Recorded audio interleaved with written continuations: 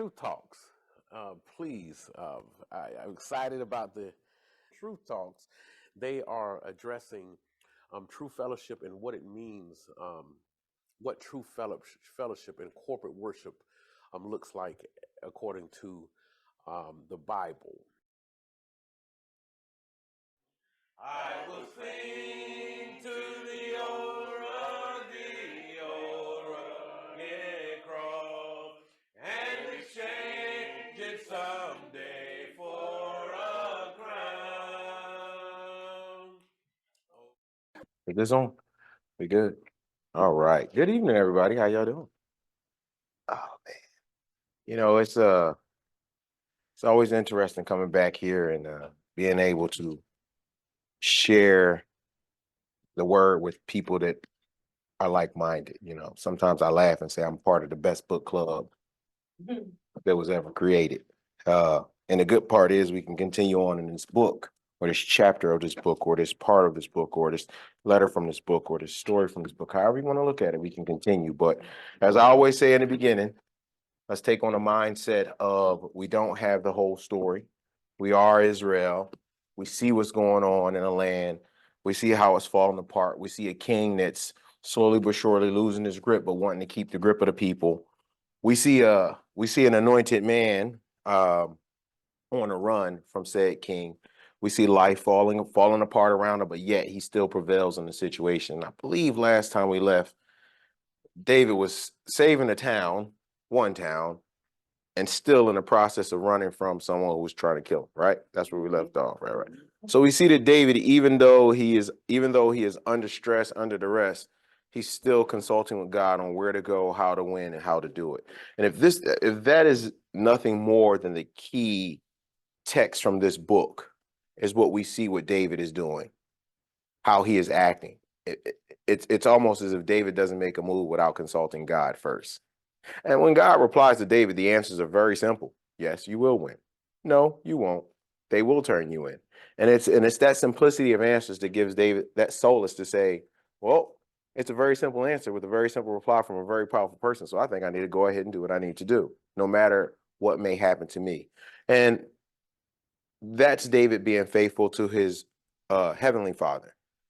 But we see later on how David is even faithful to his earthly father. And I say father because that's something that David referenced to him as himself. And that's what I was bringing into perspective last week when I was actually saying, like, it's not just David on a run from a king. He's running from his father. So, as they say, let's take a trip back in time. Best we can. All right. So last time we had left with David and Saul standing on opposite ends of the mountain. David had basically sacked town, ran in there, and Saul had to make a decision. Do I want to keep the reign of Israel, meaning I have to keep the people safe? No matter how you look at it, this was all Saul's ambition when it came between David and Israel. So we even can see that Saul understood the greater aspect of where he needed to be. Even as a king who's chasing and knowing that his kingdom may fall, he knew that if he did not fight for that kingdom, it wouldn't be anything to fight for. So even Saul had a purpose, and that purpose was to keep Israel intact, which means that even initially what God had tasked him to do, to fight the Philistines, to be the king of Israel, Saul could never just shrug his duties, even though he wanted to take up some extra time. That's why every time when it came and it was David and Saul and the Philistines, it had to be a decision that had to be made. Had to. But we see that now they're standing there on this rock and they're actually talking about it. I remember what that rock was called. It has a very, very sometimes difficult, if you don't have a roll of the tongue, Hebrew name. But in English, it was a place of division. And, some may teach that division was a division of right and wrong, what needs to be done. But at the end of the day, it is exactly what it said. It was a division. It was a division in Saul where he had to make a choice. Because who named the places and the things of the areas? Who gave them their names in those times? Was it David naming the place? Or who would that decree had went out from the land of? I mean, anybody can answer it. Anybody? God made a decree out, but the king and whenever the people have done anything to honor him, they would go, they were directed by God. Well, and I'm more talking about the name of the place. Like, why is it called the place of division? Is this something that David said it was? And we're talking about the last chapter, I believe it's 23. Yeah, I'm just recapping right now. Verse 28. When David and Saul were standing on the opposite sides, and I'm sorry, did I go back too far? Did not, or did I? Before Saul returned for pursuing David went against the Philistines, so he called the place the Rock of Escape. Not that one, right?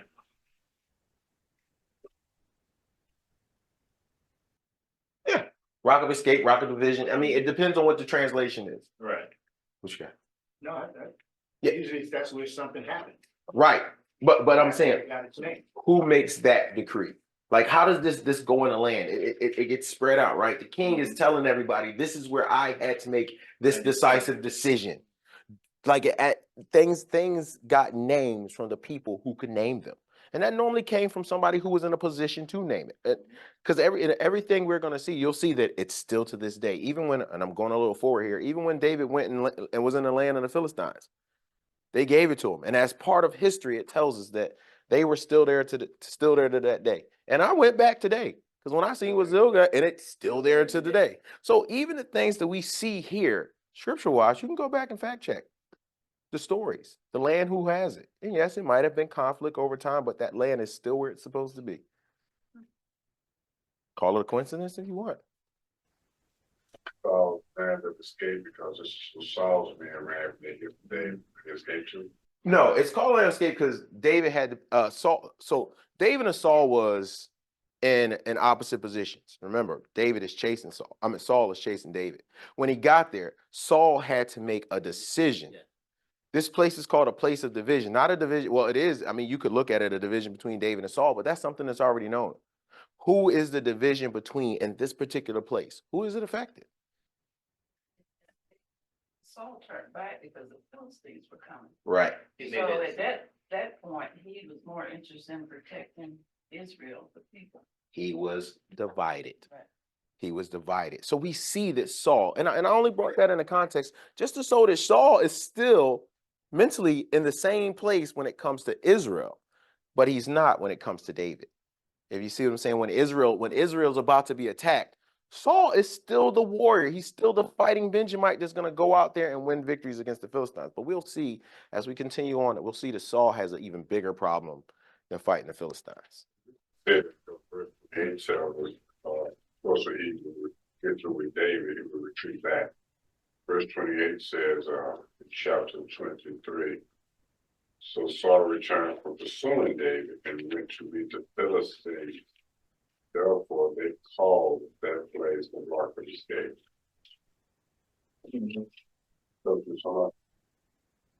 It has several translations, and when I went into it from the Strong's, it goes into it. Some say escape, but some say division, meaning at some point, like it was divided in Saul to separate and make that decision. Do I pursue David or do I turn back and defend? Because remember, the Philistines, and we shall see how the Philistines they're not taking it easy on Saul just because he's chasing David. Those are the things, as if you look at it in the sense of divine intervention, that brings Saul from finally capturing David. And we know that that's nothing but God every time he's this close. But at this point, it was something that Saul himself saw was a dividing factor. Israel versus David. See, the NASB calls it the Rock of Division. Okay, and the New King James calls it the Rock of Escape. Being a Rock of Escape, David has escaped the clutches of Saul. The Rock of Division means Saul had to make a decision to go back. Correct. And to try and do what he needed to do. And it all speaks to the same thing. David got away.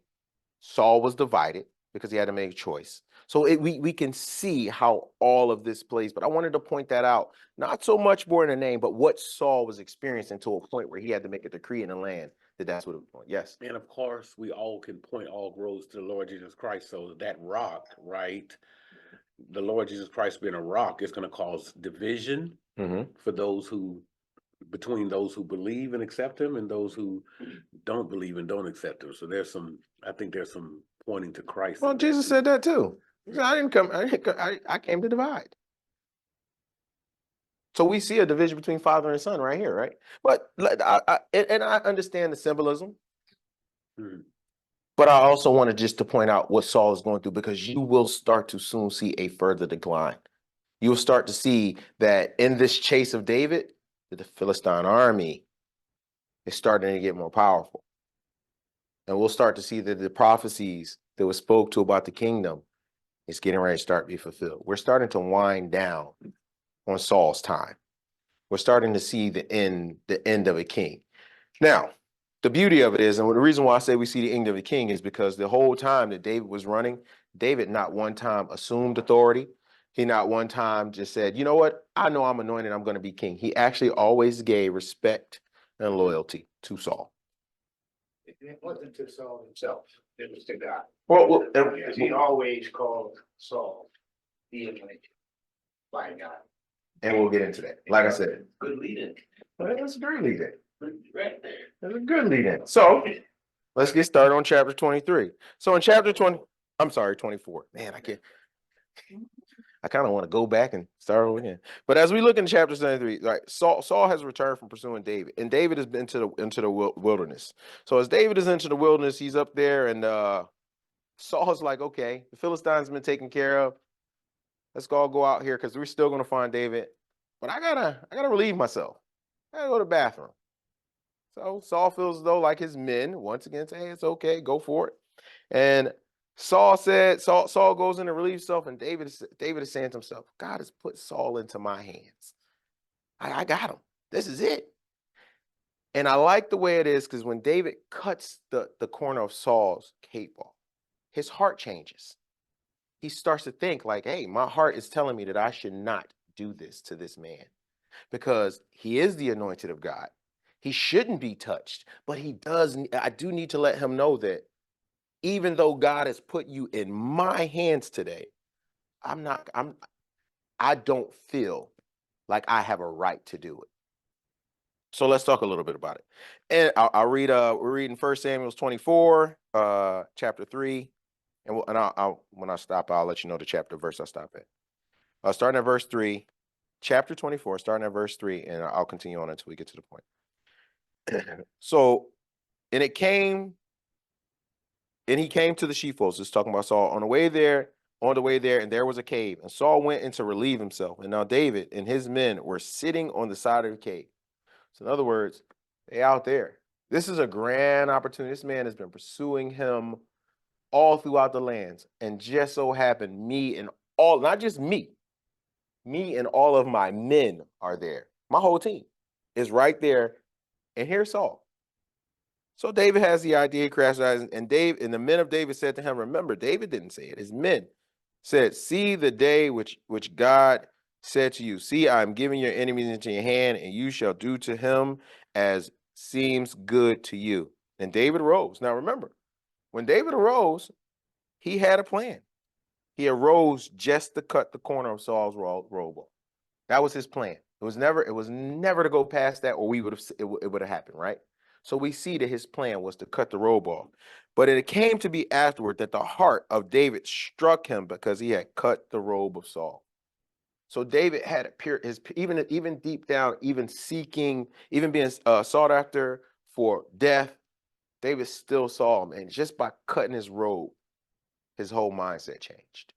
Like, what am I doing? To the point where I even cut the robe off. But he still did it. And so he said to his men, far be it from me, by God, that I should do a matter to my master, the anointed of God, to stretch my hand out against him, for he is anointed. And David carried that. Not only did he carry it, he carried it to a point where he told his men, y'all won't either. And you saw that the people of David, what they heard from David, and said, we won't. Because what stopped them from up? This is the thing. They on the run too. This means that if we kill Saul right now, we can all go home. This is men. This is me in the cave with David. David is telling me don't do it. And I'm saying, David, my whole family up here, wife, kids, cattle, sheep and everything. We up here running around. We look every town we go to, they talk bad to us. They tell us, you know, we're evil and people won't share us. Let's kill them. Do you know what it takes for David to say, don't do it? Especially since he's the one that is the true cause of this, and he's the main one that could end it all. He's saying, don't do it. What you got? And even, you know, the Bible describes David as a man after God's own heart. And I like that because it constantly reminds us that no matter how strong we are in the Lord by his spirit, we're all still battling in this flesh, right? So even though he didn't kill Saul, right? I often tell people God is not really, he doesn't too much concerned about, he is concerned about what we do, but so is mankind. But God takes it a step further. Why are you doing what you're doing, right? And I believe, we can discuss it, but I believe here you are, you're not going to kill him because you said it. The goal was just to cut it off. I believe David's point is, and we're going to see it later on, I'm going to show Saul that I had an opportunity to cause you harm, and I didn't. And I don't think that's appropriate for us to do.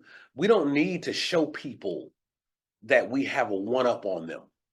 We don't, and I think that's a lesson that we can take from that. A lot of people, they may not quote unquote harm somebody, Petedy, but if they just want you to know, and that's pride. I'm gonna give it back to you. No, that was well said. You had something to add? No, well, again, you mentioned it, and it says in scripture. He keeps saying to himself, "This is the Lord anointed. This is the Lord's anointed." Yeah, he keeps reminding himself of that. Okay, so if I harm him in any way, who am I going against? I'm kicking against God. Okay, and he's saying the one up. You know, the matter of fact that the verse you're talking about, which is you get ready to hit it anyway, is when he calls out and says, "My Lord King." Okay, he still is what? He still recognizes him as the king, as appointed by God. Even though Samuel has what? Anointed him, but yet it's not his time to reign. I think that's the main reason there, because God wasn't needing him to kill Saul. Right. Well, I mean, He's still, you know, it came from his men. Remember, his men are the ones saying it. And that's why I was giving that illustration of his men being in the cave. Saul gave God to us today. David, go do it. And he did. He actually went to do it. But when he got there, he just cut the corner of his robe. And his heart changed, saying, I've even went, as you said, this far, just to show him that I got it. And he still showed him. But it was when he showed him, it was more so to tell him, like, I could have, but because of your status, I wouldn't. But that And Petedy, let me throw one more part of that, BJ. Even if it's not the pride part, meaning showing Saul that, here's the other part of it. In fear of Saul's pursuit, right? If I can show Saul that I could have caused you harm, maybe me showing you this will cause Saul to back off from me as far as pursuing me, which we know. We've been talking about Saul is not chasing David because Saul wants to chase David. Saul is chasing David because God has put a fire out underneath him to do that, to get David to move. I'll put it back to you. So it may not just be the pride in I could have had a one up on you. It may be, now you see I could have got you. So please, why are you trying to kill me now? Why you gonna harm me now? Exactly. And either way, are you gonna fear man or trust God? Okay. Yes. Even in verse 4, when the men was telling him this was saying, this is the day of which the Lord said to you, behold, I will deliver your enemy into your hand, that you may do to him as it seems good to you. So ultimately, they left the decision up to David. And David had to remind his men, like, if you go down a little bit further in chapter 7, when after David, verse 7, I'm sorry, I say chapter. Verse 7, David dispersed his servants with the word. He left them with the word. It said, and did not allow them to rise against Saul. And Saul rose up from the cave and went away. And afterwards, David, and I'm reading a little lengthy here. And David arose and went out of the cave and called to Saul, saying, here's where I want this to really put yourself in everybody's shoes in this situation. David, why would I call somebody master who's trying to kill me?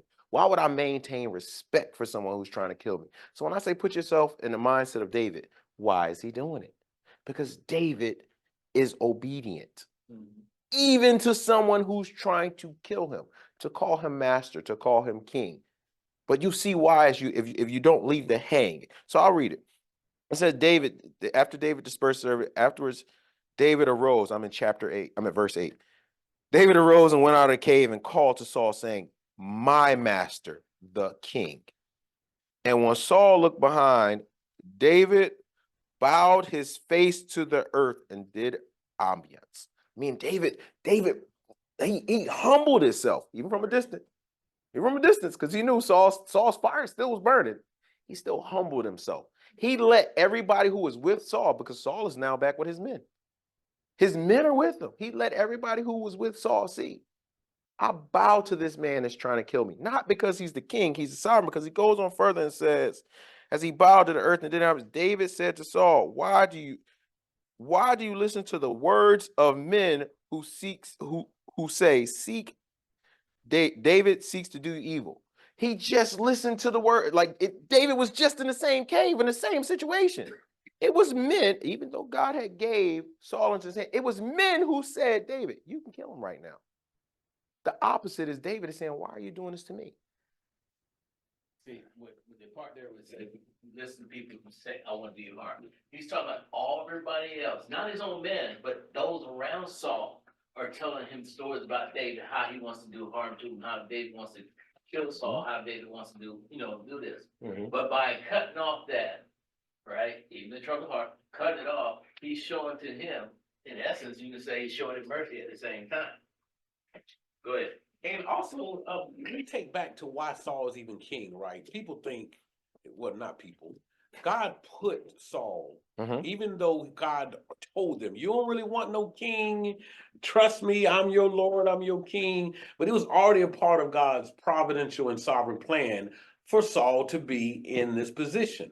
So for the sake of this discussion, because there's value in this for us now, is he bowing down to Saul, or is David is David showing his reverence for God's decision in placing Saul in a place of authority? And does that follow the trail all the way down to Romans, Petedy, where he says, obey those who rule over you, whether it's presidents, whether it's any person of authority? We know there is no authority in position outside of God placing them there. So for us to cause harm or to go against who God sovereignly puts in position, whether it's a president or anything like that, unless they're going against God's word, we are to not bow to the person, but definitely be obedient to God's choice of that person being in a place of authority. Well, so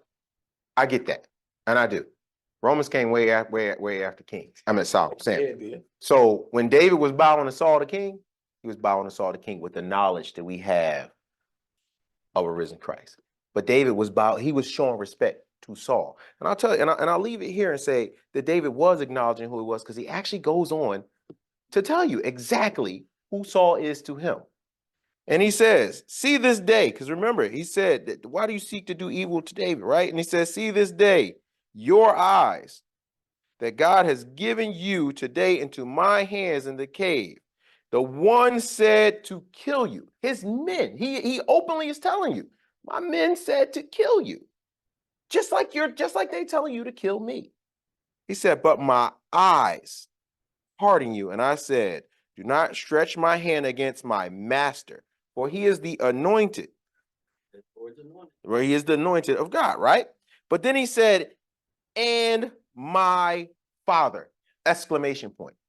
So David knew who he was talking to. He knew who he was dealing with. He knew his situation.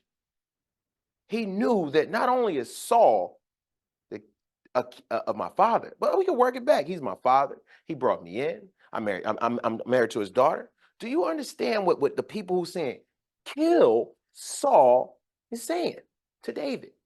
Because they don't know. They're only thinking of what is kill Saul. The same way they were saying kill Jesus. Kill Jesus. Kill him. Because if Saul dies, what happens to Israel? Who's there to fight against the Philistines? We now have a broken army. David's already on a run. The army, if I kill Saul, the army of Israel is broken. My wife, she's probably going to hate me because I killed her dad.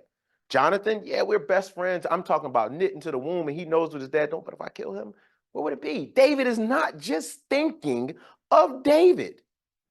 David is thinking of everyone. And Peter, you mentioned this, but in that passage you just read, right? Mhm. 10, behold, this day your eyes have seen that the Lord had given you today into my hand in the cave.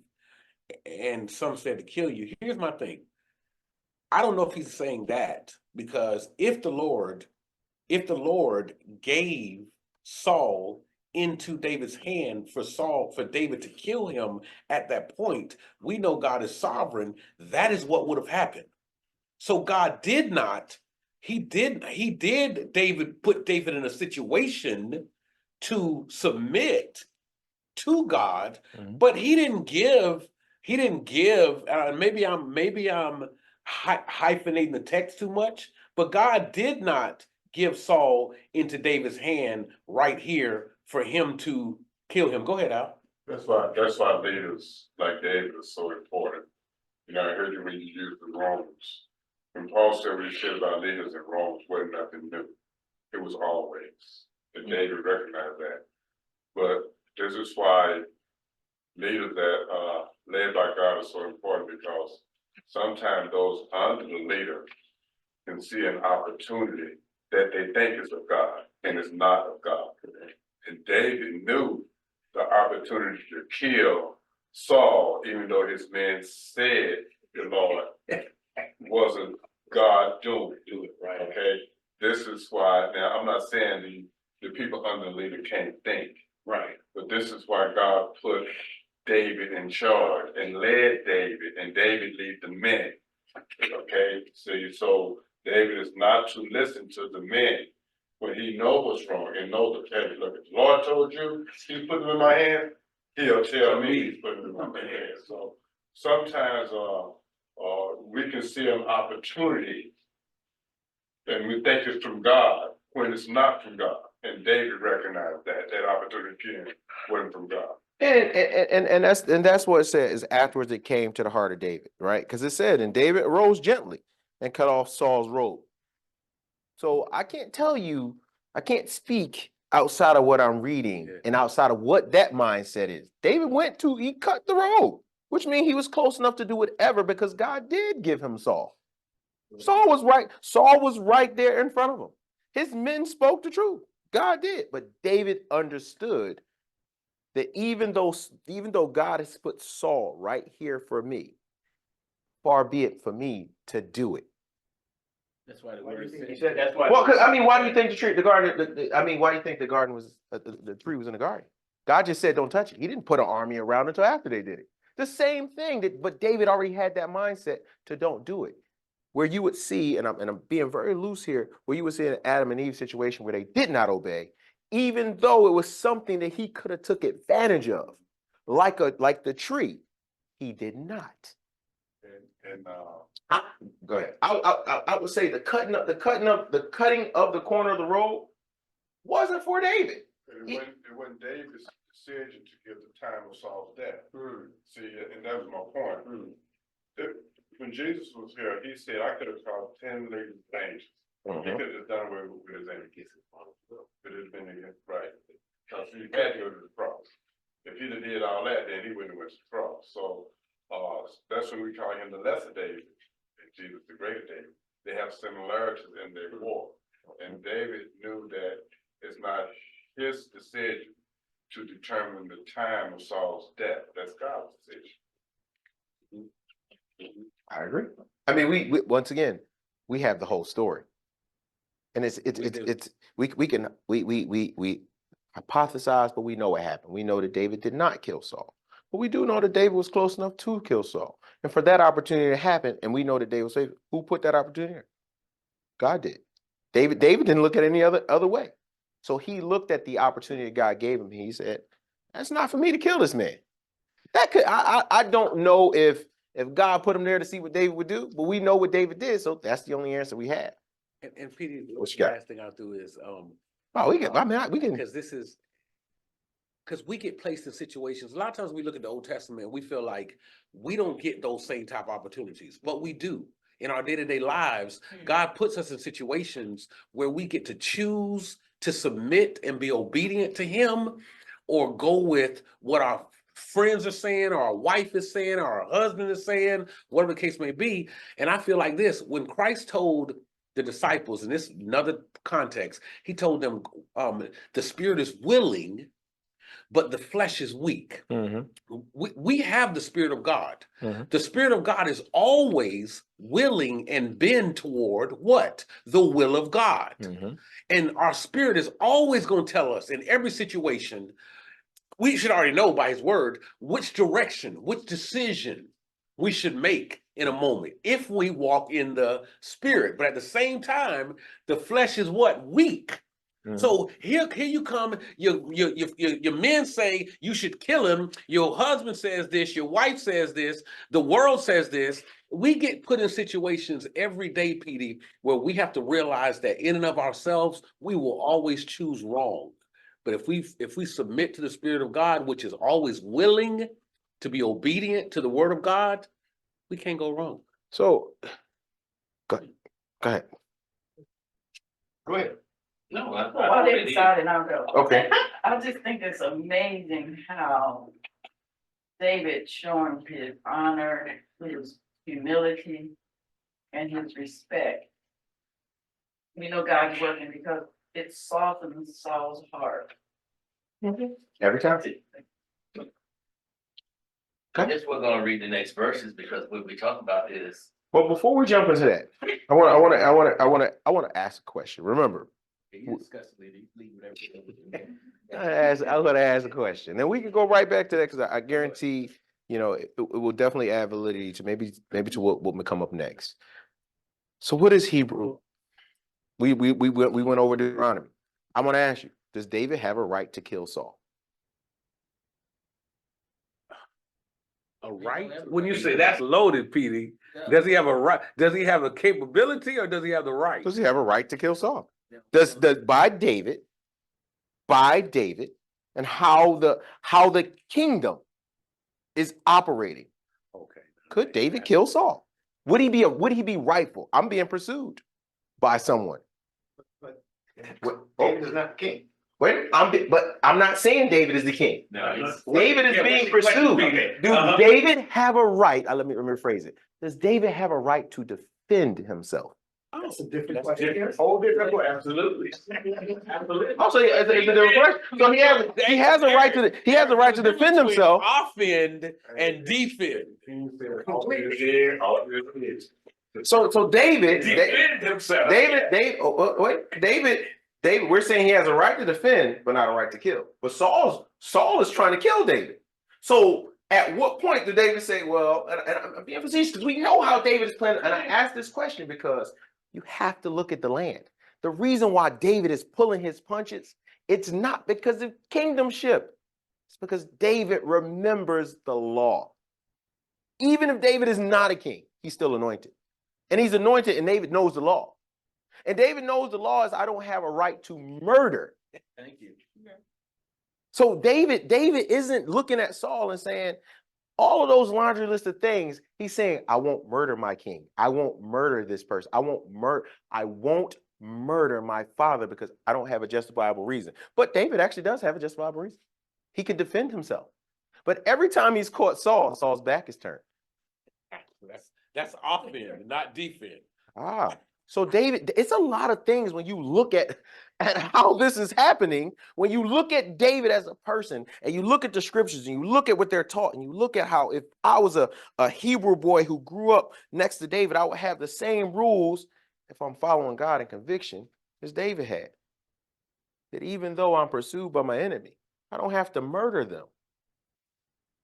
But I do need to show them like, you're chasing me unjustly because the same way I won't murder you, you shouldn't want to murder me.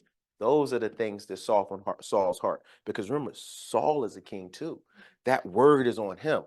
If you notice, Saul ain't having no remorse when going out slaughtering millions of Philistines. In fact, we'll see later on in our reading that it's still talked about that Saul and David is out there slaying tens and thousands. But And after this fact, Saul is still after David too. he's still after This is David. not the last time. This is not the last time. But what I'm getting at is David understands something that Saul is missing. David understands the thing that when we look at the divide of Cain and Abel, David is saying, I won't murder you. I won't murder you. I'm not going to kill you. I'm not going to take your life. Now, when we hear him say that Saul is the anointed, yeah. But David looks at every life as precious. When people are running, come to me. Come on. I know Saul is making it tough over there. Come to me.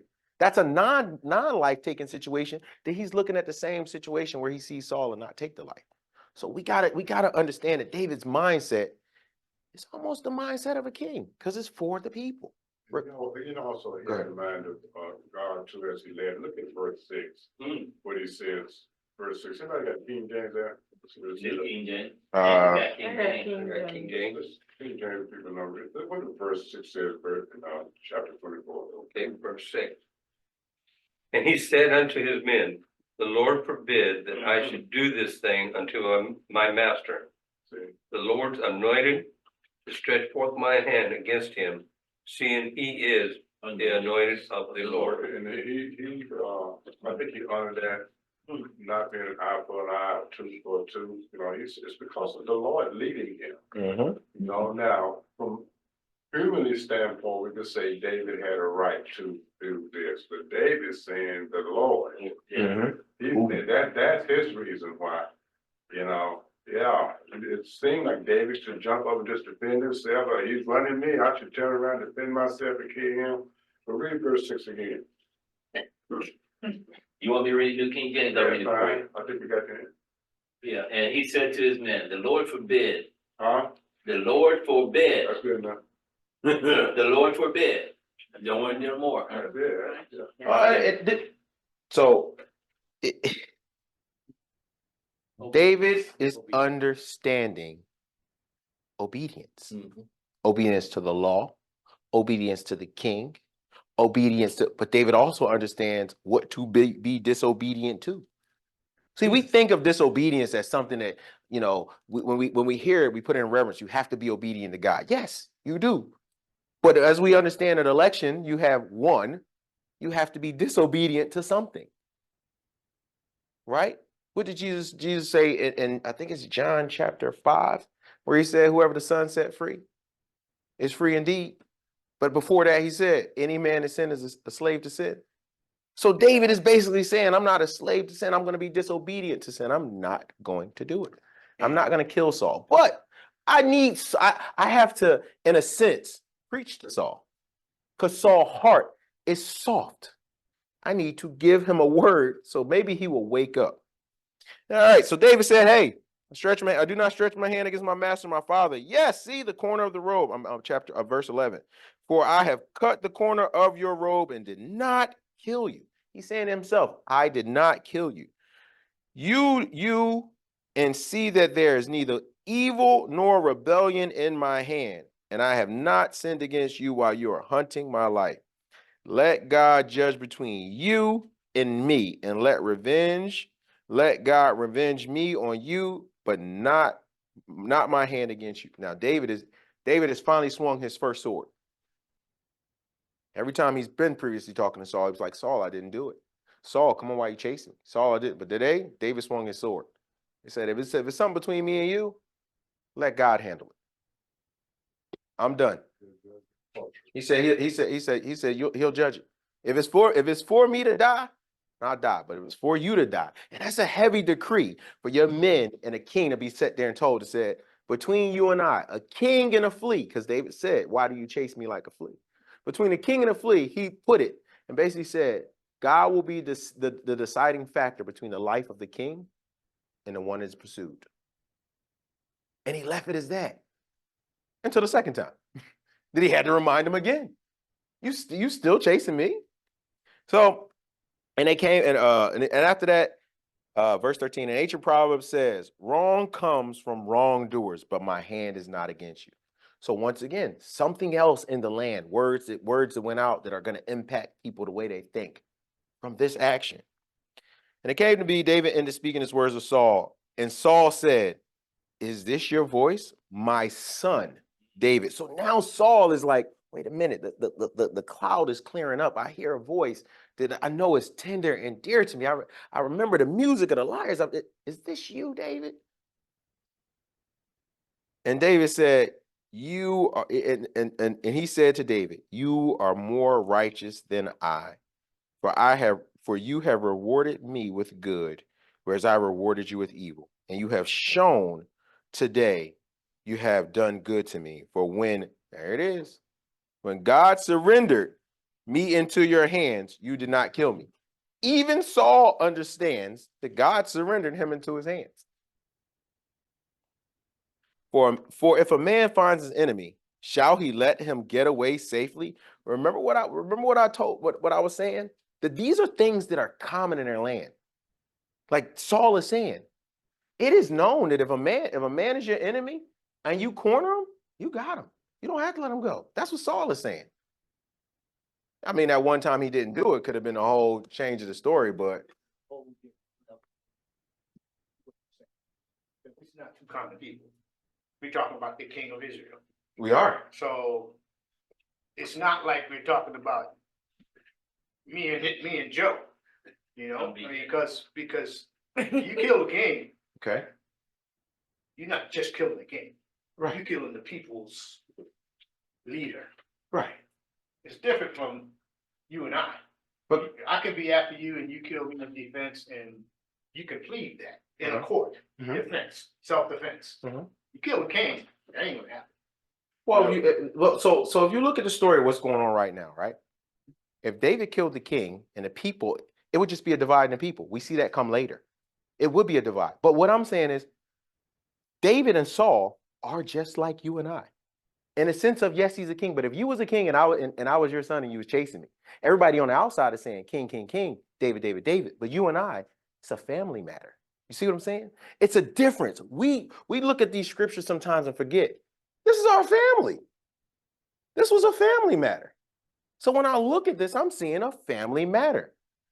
To that, Okay. because later on, Saul tells David, or requests of David, don't strike my name from my father's house. So you can't claim the family matter there. It's still a family matter. Well, it's still a family matter, but Yeah, you have to, it's a difference. when you get there, we recognize that there was a change also done in order for him to go there. It's a family matter. David is calling them all them titles, but he ended it with the one that was most important, his father, right? Right.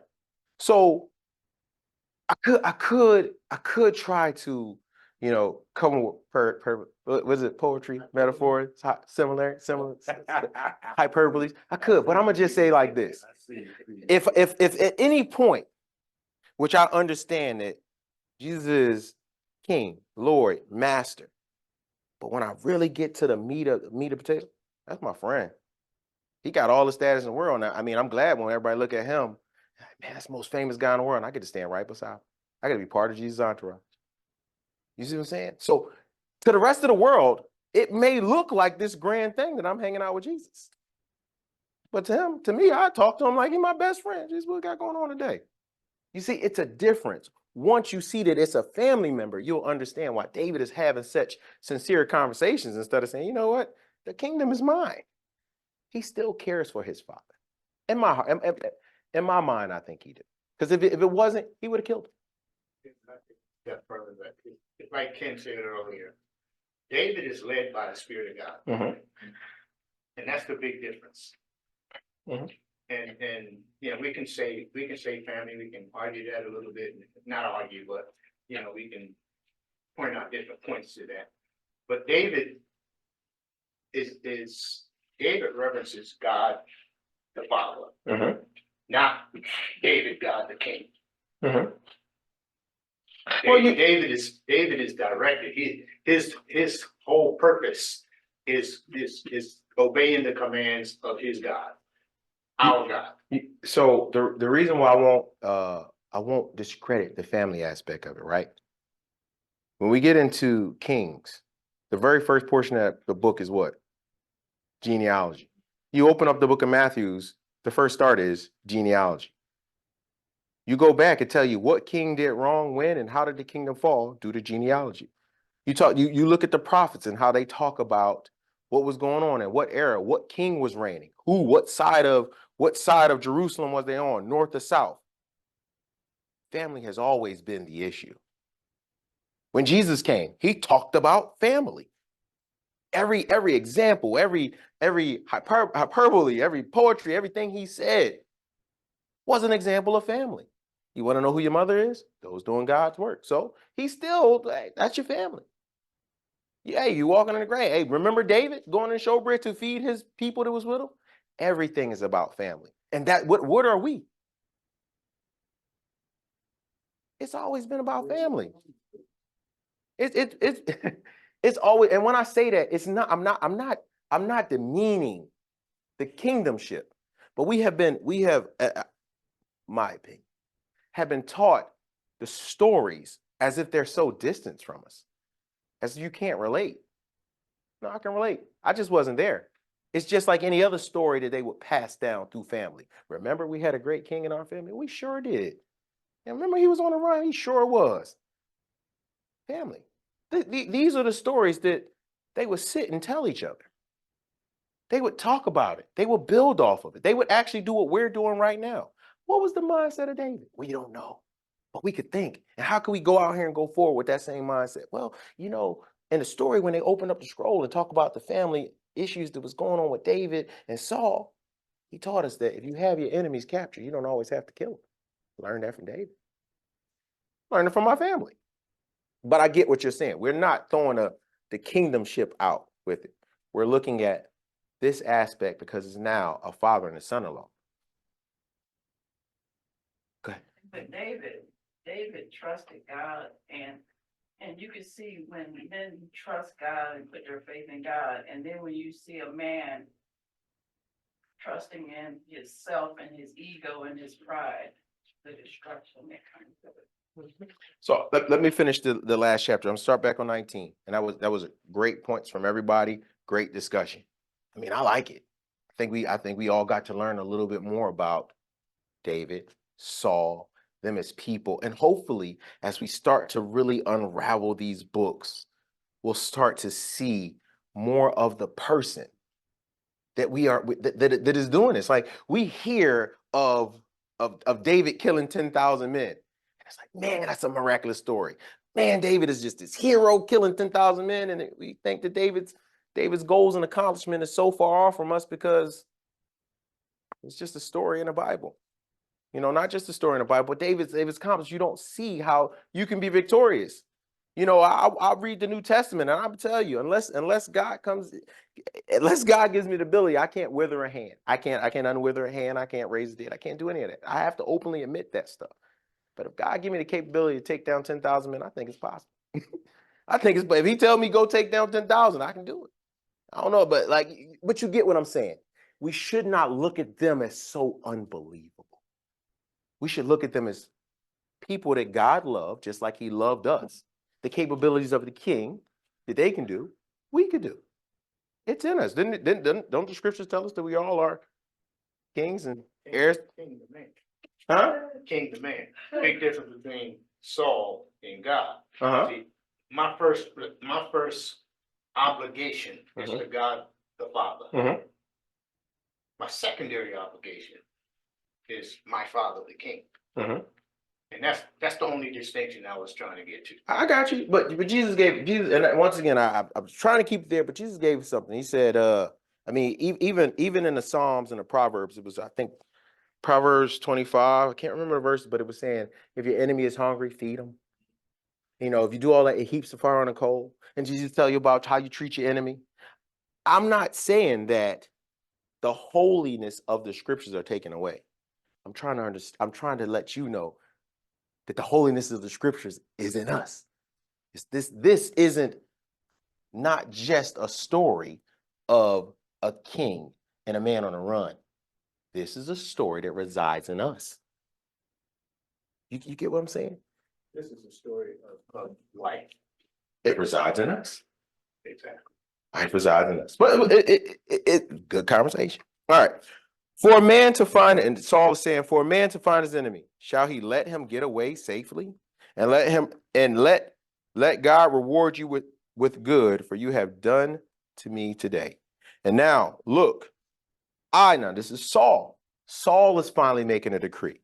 And now look, I know, Saul talking, that you shall certainly reign, and that the reign of Israel shall be established in your hands. Now let's go back a few chapters to the beginning. Right? It was something that Saul ripped off a garment. What was it? He ripped it off Samuel's garment. What was it? I mean, this is cool to me. It might not even be. He ain't got to go far back. When Saul was turning around when Samuel was turning around after Saul didn't do, he reached and he grabbed the corner of his garment, right? Tore a piece. And what did Samuel turn around and tell Saul? Just like you tore that piece, God's going to tear the kingdom. What was torn from Saul? And what did he equate to the man who was taking the kingdom next? Piece of the garment, right? Garment had to go back to where it belonged. That's just something I noticed. It might not mean a hill of beans. And I can't think of it right now, but I think there was another place where it was shared with Saul that David would be king, and he didn't, quote unquote, embrace it at that time. Samuel told him. Well, Samuel didn't tell him, but right. Because he says, now I know. In other words, there was a time when I may have thought it, I heard it, I was fighting it, something like that. I know. He says, now I know, right? So it was Samuel the prophet for sure. What made Saul think that was the people. Remember, David is telling him, don't listen to the people. He's saying, but because the people is telling him, like, look, David's out here doing more than you. What's stopping him from being a king? And David's like, no, I'm not the king. I'm doing the work of my work just like everybody else. I'm a servant of the kingdom. Yeah. Whew. All right. You said 13:14, King? Samuel said Saul. It said, but now your kingdom shall not continue.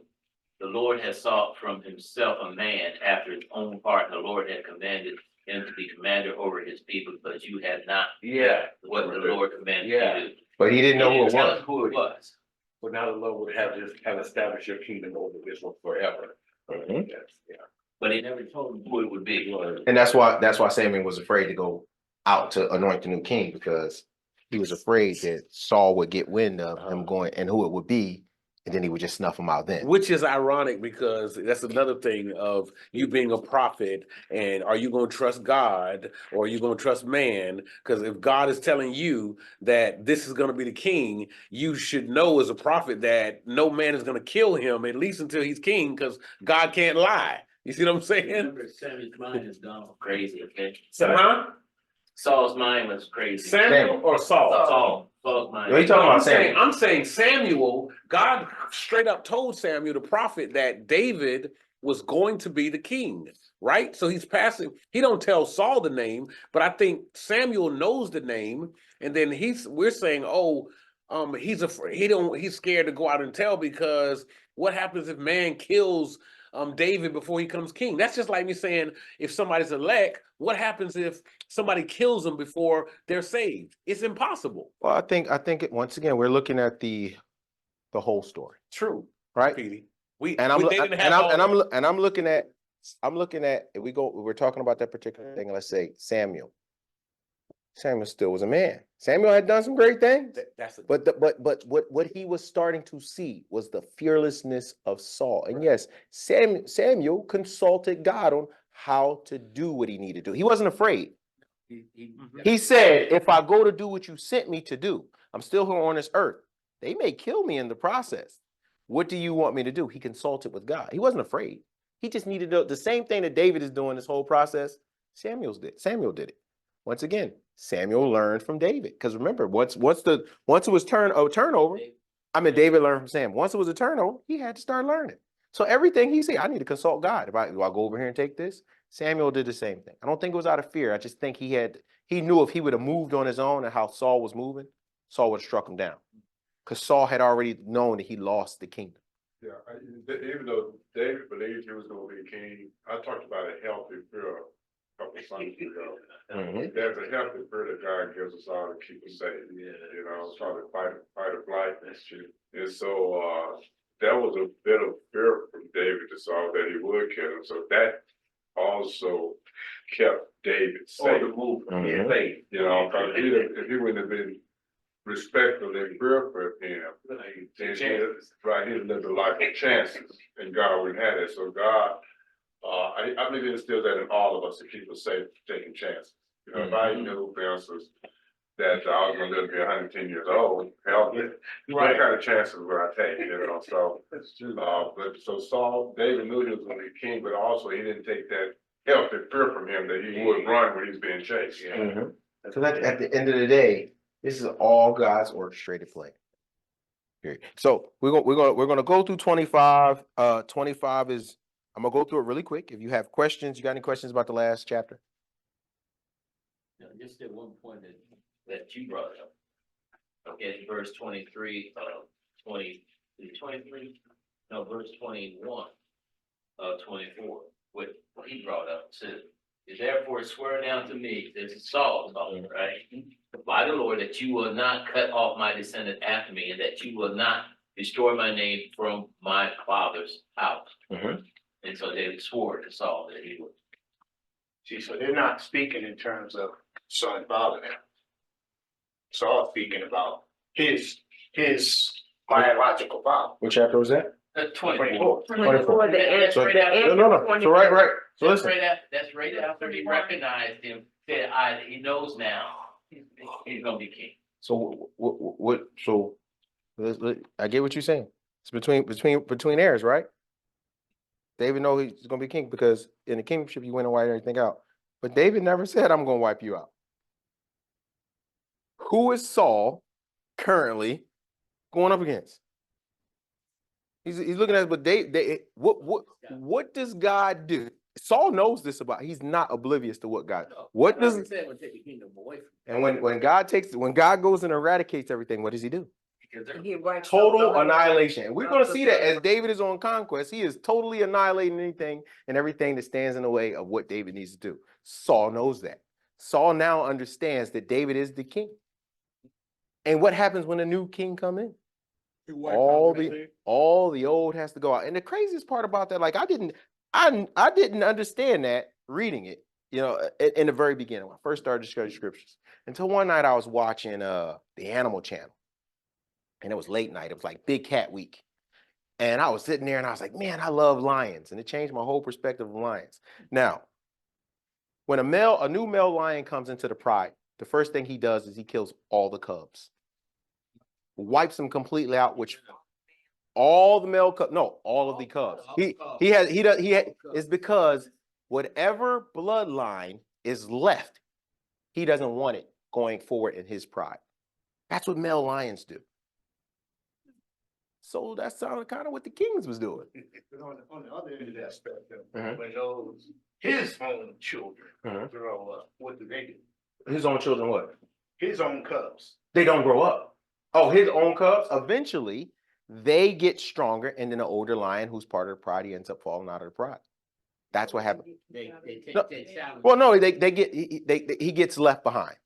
If it's two males or something like so, a lot of times the male lion will kick the males out of the pride before they even get to mature age. They just leave them on their own. But that's just to explain how the concept of total annihilation is. He knows that David is coming into the kingdom. And just like a roaring lion, he's going to go through and kill every male. But would he? We find out that David is way more compassionate than we think later on down the line. But that's a whole nother story for a whole nother time. We'll get back to these lions and compassion. Oh, thank you. Is that a hyperbole or a metaphor?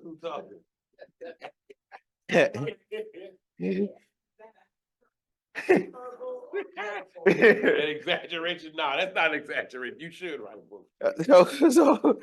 And we laugh. So I'm gonna run through this next chapter because I don't want to keep y'all late like I did last time. Y'all know I get talking. So I'll summarize it and then we'll dig into it next time. So David is now on a run, but while David is on a run, he is protecting the people that has land and all this stuff. Him and his men is out there basically forming a security watch around their stuff. And they're a good security watch. We talking about not one sheep, not one cattle, not one nothing got away. And David says to his men, hey, we've been out here working really hard. Now, I'm going to be fair here. Just because somebody show up and do some work in your yard, let's say they came in and knocked on the door and said, hey, man, you owe me a glass of water. I kind of felt when Nobel, how you pronounce Nabal, look, translates the fool. I kind of felt how he was like, man, hold on, wait a minute. You telling these people to cut, I got to give them my bread, huh? Nabal. Hey, I got to give them my bread, I got to give them my food. But it was a reason. He didn't just come up there and say like, hey, let me get the food. He said, hey, look, we've been guarding your stuff and not one piece is lost. Can we get some food? Like the reason why you have a bountiful table is because we've been guarding it. Can I get some? They told him, man, kick rocks. I'm not giving my food to y'all. My food. My food, my sheep, my food, all that stuff. I'm not giving y'all that. This is mine. He's sitting on the top of the hill after being protected and had the audacity to say, this is mine. And then Petedy said, see, got you mad too, and you wasn't even there. Then he had the nerve to be like, who is David? Like who is this guy? He's the guy. He's the guy that's been guarding. He's actually like the audacity. He said, who's David? He's saying the guy that goes around rebellion, the guy that this. He's saying, repeating everything that everybody else saying. So when it got down to the meat and potatoes, he doesn't, even though David is out there protecting his stuff, and he could have easily went and said, hey, Saul, David is here, or hey, this is going on. You know, if you know about all this rebellion and everything, why are you not saying anything? Oh, because he's protecting your flock. He's protecting your stock out there in the wilderness. It's just roaming around. You're benefiting off of being close to David. So when it benefits you, gotcha. But when David comes to ask you for something, for some reason you get this amnesia of and arrogance. Not even just arrogance. Who is this God that tells me that I need to be obedient? Who is this God that tells me that, hey, I need to, who is this? Who is David? So David did the thing that, oh, don't worry about it. Oh, don't worry you about thought you had sheets? I'll come up there and annihilate everything. Don't worry, I'm on my way. Gird your sword, let's go. That's right. But the beauty of it is, and this is where we see the things that the things that we see later on with David. We start seeing a little bit of it trickling down. Like I want to tell a story transparent how it is. David let anger get in his way. I don't care how you look at it. David said, gird your swords. I think this is the first time outside of grabbing Goliath's sword and saying it's a good one, to where he actually told his men outside of where we hear him fighting, put your swords on. We're going to go kill him. He did. What he wasn't doing wasn't good enough. And as we know, David at this point is total annihilation. So his wife, the Nobel's wife came out and Abigail, and she pleaded. She pleaded. Yeah, she did. She brought everything that was asked. She came up there and she pleaded. And in her plea, David realized something. He said, if it wasn't for you, I would have erred today.